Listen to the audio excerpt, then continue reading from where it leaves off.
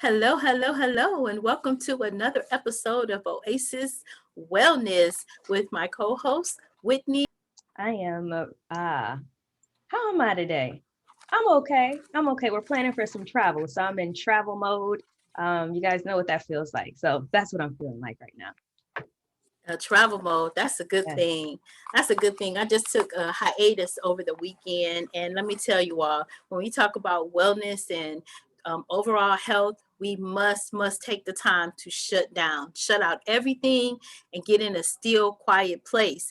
I was feeling a little frazzled before I decided, okay, it's time to shut down for a minute and time to reset. So I was feeling a little fried, and because I'm a visionary, and there's so many things that I want to accomplish. And so, something that's really blessed me, and I think I'm going to do another review on, is the Earl Nightingale Stranger Secret. People have told me for years to focus in and to focus in on one thing. And I don't know why my brain always puts multiple moving pieces in a project or multiple projects. So I think I'm this superwoman that can accomplish all of this stuff. And I don't say that I can't, but I have to have it in a more practical plan of action. And so I've been really listening to Mr. Earl Nightingale's Stranger Secret. And it's taught me, I mean, I listened to it, and this is the thing. I tell everybody this, I have to listen to things over and over again so that it resonates with me. And so I've been listening to it in the morning before I go get up, when I get up, and I listen to it at night, along with my prayer, meditation, and all that. But it's blessed my socks off. And every time I listen to it, I get a fresh revelation. That's been the only thing to like keep me in onto one focus and stay focused. And I'm getting great results from that focus. So I said all that to say, take some time down for yourself. Yeah. You start to hear more clearly if you pray. God talks to you more. You're just at a quiet place where you can hear. It's not all the busyness of everything. Yeah, I would totally agree with that. I think it kind of how we were talking in the last video about how we walk around, it feels like we walk around holding our breath. Just taking that time, you literally feel your body breathe. Like, oh my goodness, I can actually take a moment. I don't have to do anything right now. Like nothing is required of me right now, but just to be. And as a people, we just move so fast. We don't know how to just be anymore. We do, but we don't know how to just be and not feel like we have to do something or, engage in some activity, even thinking sometimes. I think that's why I've really leaned into meditation because it allows me to sit there, and I've always known my brain works really fast. Like my thoughts go so fast. And for me, I always thought that was a problem or an issue, and I had like judgment against that. And meditation has taught me, no, it's okay to think. That's how we're wired, but you don't have to act on every thought. You just notice it, like notice it in the moment, and then just let it go. No judgment. Like you're thinking, that's okay. It's like you getting upset at yourself for breathing. You gotta breathe. It's just a part of who you are, right?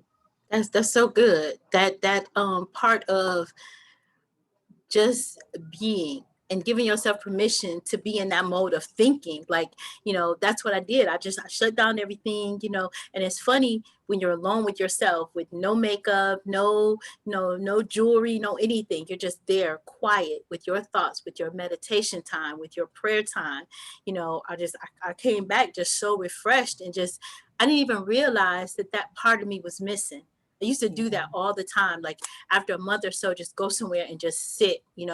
Um, and it really does, it centers you, and it Hmm. helps you. So that's something that I want to pass on to everybody. Not, we're talking about generational health here, but there's some things that, we didn't get, like we didn't get some of the stories that generally are passed down from generation to generation.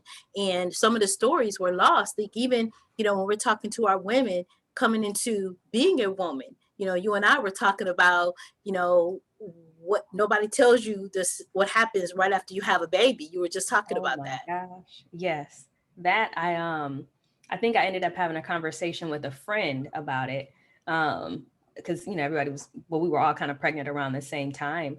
But like, I mean, true transparency, nobody tells you after you have a baby, like you're standing in the shower and there's like liquids coming out of multiple places at once. And you're like, ah, now?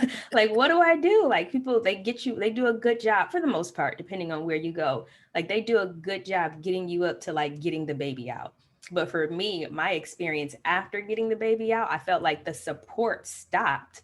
Like, and it was just like, okay, now you got a kid, go figure that part out. And I'm like, but wait a minute. I'm like, I'm tired. I'm exhausted. They don't tell you, you have a baby. You feel like, okay, I had the baby. I can go home, get some rest, give myself 5. No, I think the first 2 nights after I had my baby, I was up like the whole time after having a baby. Like that's Yeah. it's I don't know. It's just I think some conversations, I don't think it's always like, oh, I'm not going to tell you on purpose. You're just going to have to figure that out. I just think it's like not conscious conversations because we don't slow down so much. It's like, oops, I should have told you such and such, but you already experienced it. Again, another thing about going back to just slowing down and being able to have those conversations or planning those conversations with your children at certain times, and like even your adult children at certain times, because there's stuff I'm like, I know I don't know, so I'm gonna have to ask mom at some point. But it's like I don't know it till I'll get to the point where I need it. That is so important. You don't know what you don't know. And then Mm-hmm. it's funny because, like you said, going so fast and racing, you don't stop to say, I've had these conversations with myself recently, like, what didn't I teach my daughters? What didn't I tell them that I know now that would be great for them to know right now? And so what came to mind, and let me go back before I talk about the present, what came to mind when you said that was, man, I went through the experience of birthing twins, and I Yeah. didn't know that I was even pregnant with twins until I was 20 weeks. So I went through that whole twin experience. And the funny thing is that twins run in our family. So we have, Yeah. where we had up to, I stopped counting, but we had 11 sets of twins in our family.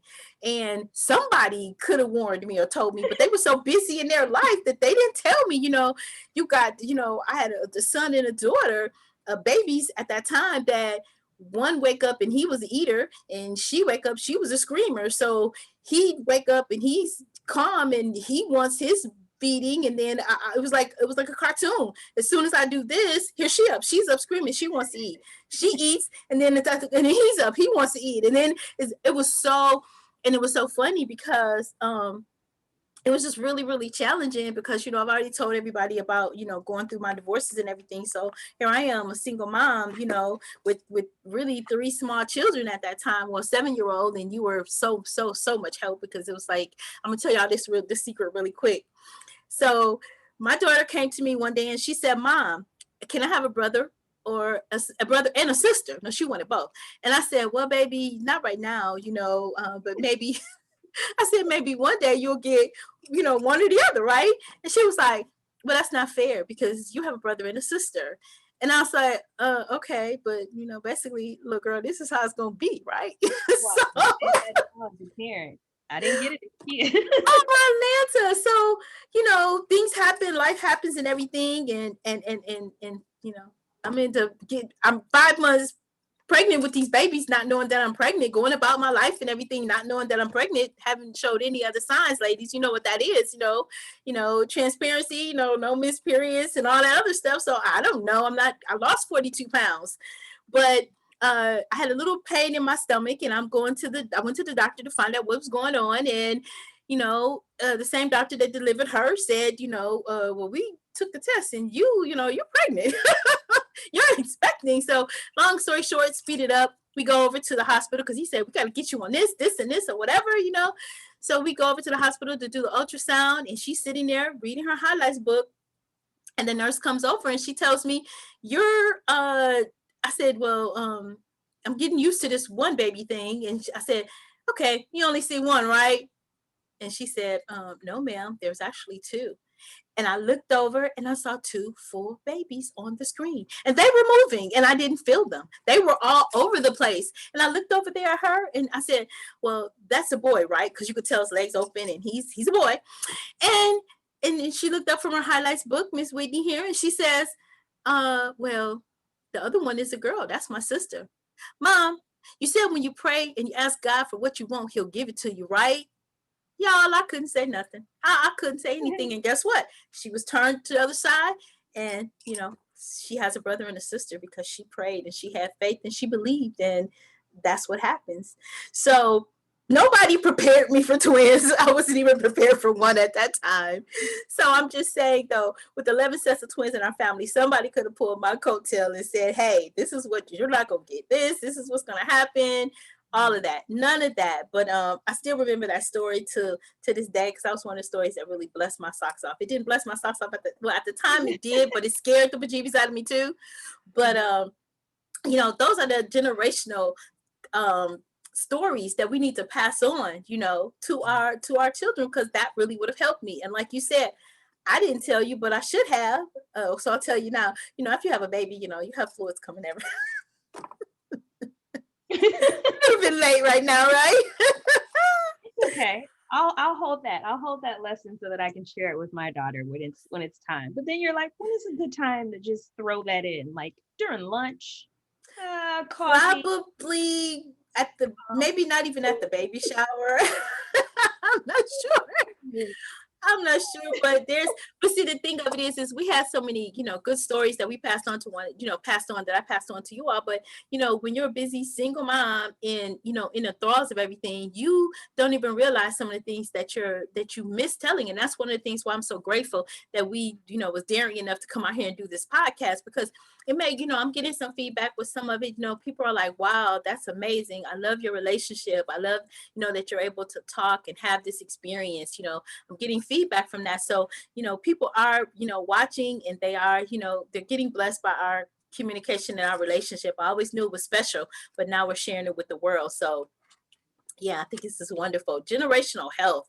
Man, I don't think anybody even talk about how important it is to pass on, inherited weaknesses, to let our family know this is something that, that's happened in our family, not necessarily saying that it's going to happen to you, because what we learn in naturopathic world is that inherited weaknesses is something that you may encounter. It may be something that you're challenged or charged with. However, doesn't mean that you have to be attacked with it, or that you have to be challenged with it, because really what's inherited is the habits of your parents, is the habits of their parents. That's what's generationally passed down. So if you're eating a lot of pork and your family suffers high blood pressure, then there's a great possibility that you're going to suffer high blood pressure. So it's the habits that your family, if you keep doing the same thing, you're going to get the same results. If you think that you're going to do the same thing and get a different result, that's, again, we know that's insanity. Mm-hmm. Yes, this is because I keep my books, well, all of my health and wellness and all those things here, but this is one of those books it made me think of. I don't know if you can see it, but the disease delusion. Okay. Is literally what you're talking about how it goes through like a holistic way of not being on necessarily on medication and stuff like that long term from chronic illness, from really understanding that yes, okay, your family may be predisposed to diabetes or dementia or whatever the case may be, a chronic illness, but like what you said in terms of like being able to change your lifestyle, make different lifestyle choices and change your habits, and it'll change how your genes express themselves. So you can't change your genes, you can't change your DNA. That's what you have. But you can change how those genes in your DNA, how they actually express themselves in your body based on the decisions that you make. If you're eating, food stuff with lard and, unhealthy stuff all the time, foods that cause inflammation and all that, your genes are going to express themselves in a way that shows up with, those illnesses. But if you have those same genes and you decide that you're going to eat, a more mindful, healthy, whole foods, plant-based, diet, and you use, herbs and spices and things like that, like then your genes will express themselves in a different way and those diseases don't show up. And a lot of times I think, which is perfect for this conversation in terms of generational health, like a lot of times people don't even know that that stuff is showing up in their line, in their family line. Like sometimes you hear, oh yeah, that just run in the family. But for the most part, there's no conscious conversations of, no, listen, such and such, such and such and such and such, they all had high blood pressure. This is the way that they ate. Such and such, they all had this. This is the way they did this. So what we're going to do as a family is we're not going to eat like this. We're going to be active. We're going to go to the park and move. As a kid, you're going to ride your bike. We're going to park our car further from the door when we go to stores, and we're going to walk there together. Like, we're going to choose vacations where we have a lot of fun, but we get to walk some. Like, those are the kind of conversations, not just the like, oh, all this runs in the family, so it just is what it is. Because there's no hope in that. There's no, well, I can't do anything about it, so I may as well just eat it anyway. I may as well just smoke anyway. I may as well just do this anyway, because that's just the way that this life is going to turn out for me. That's not the conversation that we need to be having. It's the positive. It's the, no, this is what we can do. Yep, this is a reality of what our past was, but we can absolutely create our future. And so this is how we're going to do that as a family. And I think that's where those, generational health, I think that's where it really begins to shift when we have those conversations. I think that's absolutely correct. I think, and we're going to put the information down in the description box about the Oasis Wellness of Life, the Herbology prep class that is up and running and active. Up and running and launched now.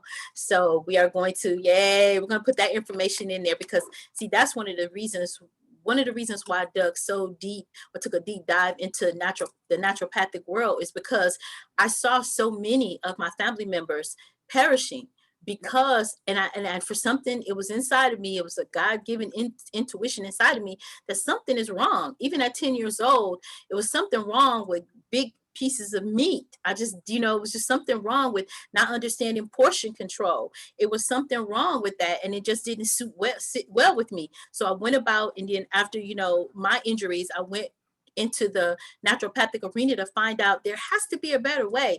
I just can't, it didn't make sense to me. And so, even prescription drugs didn't make sense to me. It scared me before we even heard the side effects on the commercials. Before we even heard that, I was afraid of them because I was a reader. I'm a reader. So I read them and I said, wait a minute, this going to make your tongue black, your lips dark, your ear fall off, your kidneys fall out. It's going to, well, do I really want something? I just have a pimple, do I really want to put all that toxins in my body? And I was like, this is scary. So it threw me into anxiety. So like, wait a minute, hold on. There has to be a better way. Let's find it. Let's get away from all this conditioning and let's find out, because you must take your own life into your own hands. I say this often. God gives us a blank canvas every day, and it's up to us what we put on it. Now you can decide to, and I'm not knocking traditional medicine if that's what you choose, but I'm talking to a specific targeted group of people that says there has to be a better way. I just don't know what that better way is. So we're going to put the information down in the description box so that you can actually, be a part of the community, be a part of the course. And we are growing a community, and we're bringing like-minded people together, and we're sharing this information because, again, in generational health, this hasn't been passed on. Like right now, okay, I'll be 55 real soon. I don't mind telling my age. I'm good with that. I'm comfortable with it. Okay, girl, yeah. So, I just realized when I shut down and got quiet that I'm in full-blown menopause. Oh my Lanta. Okay, so because I've been in naturopathic medicine and I've been, on my body management system and taking the proper herbs and getting rid of the old salts and getting rid of and putting in the good organic salts, my body really didn't respond to this menopause thing the way that I was kind of hinted around that it would be, like the extreme hot flashes. I would get them sometimes, but I didn't really understand it. It wasn't like every night. And so, but then I went over this list while I was in quiet mode, because it was like, what is it? Why is my heart palpitating like this? Like at night, why am I forgetting things, having fog memory? A couple of times on the podcast, I'm like, okay, I told my co-host, the other gentleman, I said, okay, that thought just went straight out of my head. That was real, So just some of these things, and anxiety, really bad anxiety, and numbness and tingling in my fingers and toes. And so I'm sharing this because I didn't understand what was going on, but I was going to find out what it was. And I actually, during this period of shutdown, it came into my spirit: menopause. You have to look, and when I look, I got pulled up, did my research and pulled up every side effect that I was kind of concerned about was it. And I said, man, what do I need to do? So tackled my books, and I found chase tree berries. and I've been on them for 2 days. It has changed everything in 2 days. Hmm. And I, from the anxiety, from the not being able to sleep, I had a peaceful night's rest last night. There's a couple other things that I add to it, like tart cherries. I do that every night to bring myself down. But it just I have such a different feel today. And I Hmm. said, man, that's what I mean about taking your own health into your own hands and Yeah. understanding what's going on, listening to your body because your body tells you, listening to your body, understanding what those triggers are. What am I going through right now? What is this I'm Yeah. feeling? My body is saying something to me. It's screaming to me. And Hmm. so I'm just letting you know now, way, way ahead of time. Menopause is not a joke, okay? It's for real. It's hot. Thank you. I appreciate the forewarning. See, and I asked because I was going through premenopause some years ago, and I really couldn't get the answers because again, we didn't get this information didn't get passed down generationally in our family. So I said, I'm stopping that right now.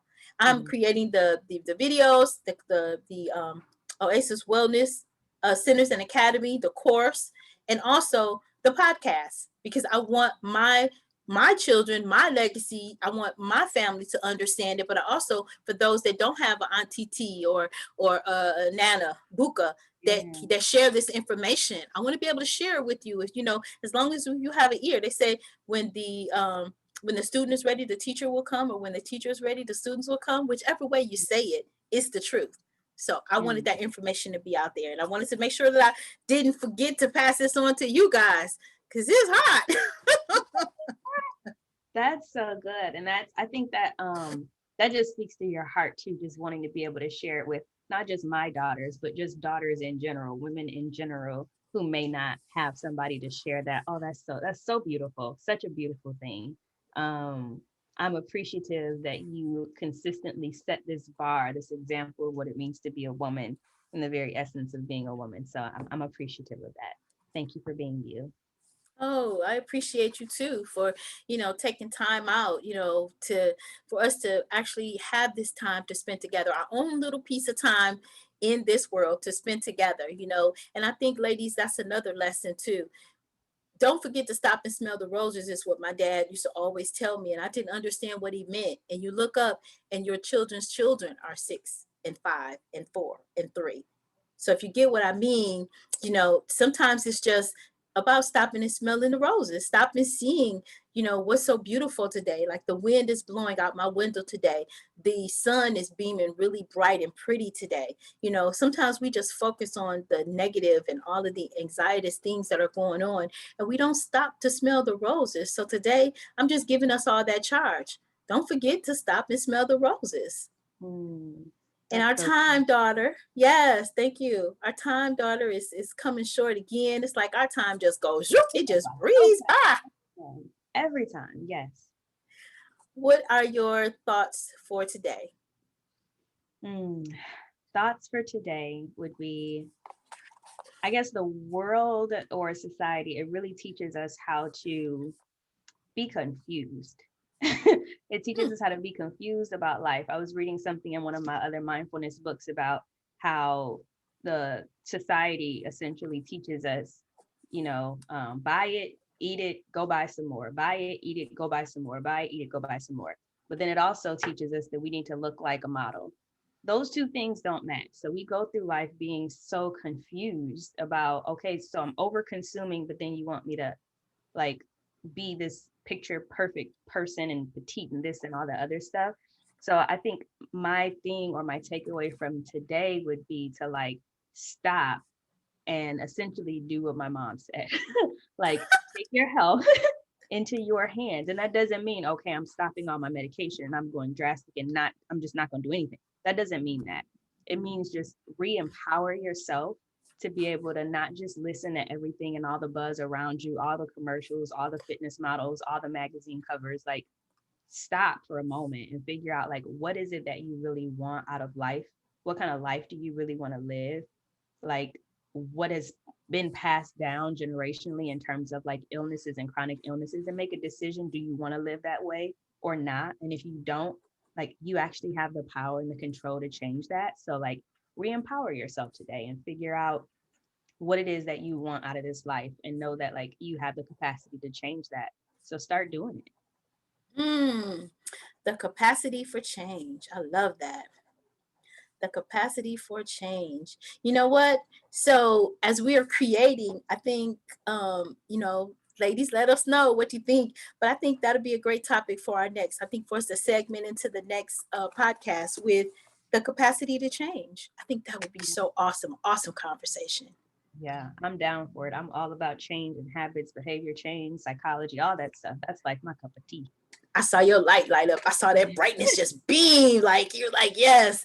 Yeah. Anyway, so ladies, we just wanted to invite you into our world, ladies and gents, because some of the information that we share, if you're going through, your wife or significant other is going through menopause, give her a break, because she is foggy in her mind, brain is kind of on fog, and she's also feeling bad because, sometimes just forgetting the thought. Like I'm so excited that I found my chest tree berries, that they're now in my purse and in my bag and because I'm telling you, going through menopause seriously is it's tormenting because you have so much anxiety, and it's not like you get a warning. It's like all of a sudden, you're going about your daily everything, and then the next thing you know, now you're waking up in a puddle at night, and if you haven't been taught what it is, it just it can be very scary, and then all these thoughts and anxiety is coming upon you, and then you're getting up and haven't had a good night's sleep, and then you're getting up and you're taking care of all the things that you need to take care of,